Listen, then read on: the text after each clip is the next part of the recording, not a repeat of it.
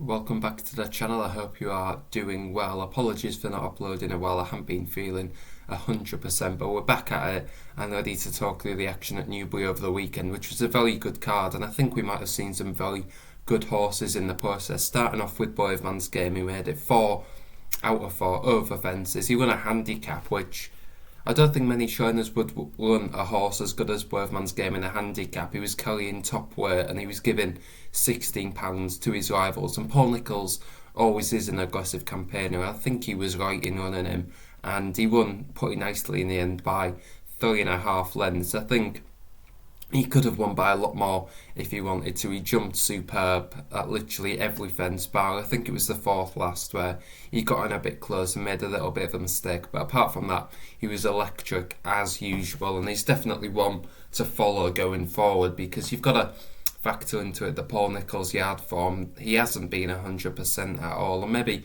Bravemansgame wasn't fully prepared for this, maybe because he's running again in just a month's time at the Cheltenham Festival. So I don't think Paul Nicholls would have had him 100% for this, and he still won in the end, which was very impressive. And if he does go for the Born Advisors over 3 mile, I think he'd run well. I think he'd get into the places. Whether a Hoy Senior or Galopin de Champs will improve past him, I think they probably would do, but I think Bravemansgame is definitely a very good horse and would maybe suit Aintree a nice flat track, because if you think back to his hurdling form in the Ballymore, that was probably his worst performance at Cheltenham, where he was beaten a long way in the end.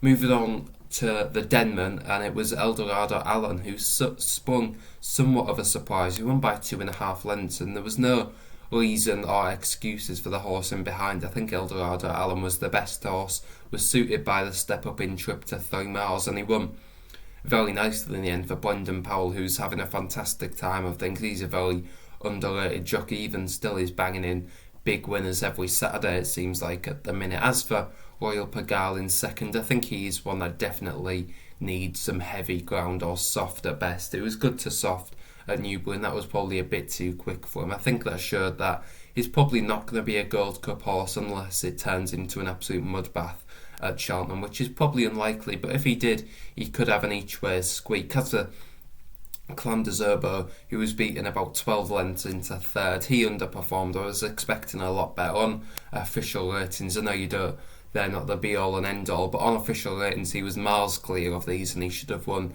doing handstands really. He was even money a favourite, I think, in the end, so everyone expected him to go in, but he did underperform. And going forward, where will we see him next? Maybe at Aintree, you'd expect. I don't think he's going to go to the Cheltenham Gold Cup. He's had a couple of tries and just never seemed to suit that track and trip at all. But at Aintree, if Paul Nicholls gets him 100% and back to his best, then you could see him winning a race. He's won there before as well, and Paul Nicholls does target Aintree too.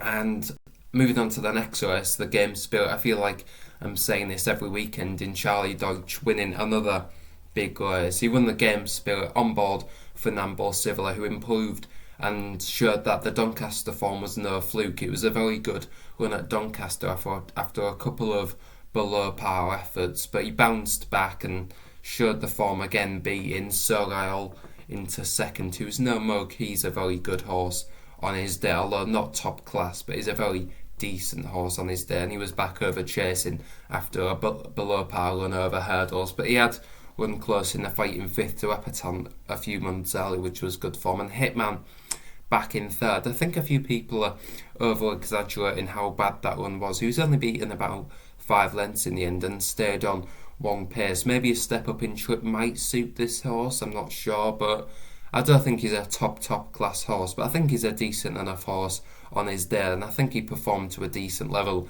And again, the Paul Nicholls yard form is definitely an excuse for that. Moving on to the big race, which was the Betfair Hurdle, and it was Glory and Fortune that sprung a surprise at 20-1. I definitely wasn't expecting that one, and it was very nice to see Stan Shepherd after the race. That was probably one of his biggest wins in his career, and it was nice to see probably a lesser known jockey winning on the big stage. As for the rest of them, well, I like to move it, carried a big weight and performed very well, just edged out at the finish, didn't get there for Sam Twiston Davis, but he's definitely one to take out of the race. Whether he's up to the top class in the Supreme, I don't think he's good enough to win the Supreme. I'll probably get in the places, but I think he's a good horse on his day. Whether he'd go for a handicap, who knows? But he's one to take out of the race. And First Street also ran well for Nicky Henderson and James Bowen, I think it was. He was third and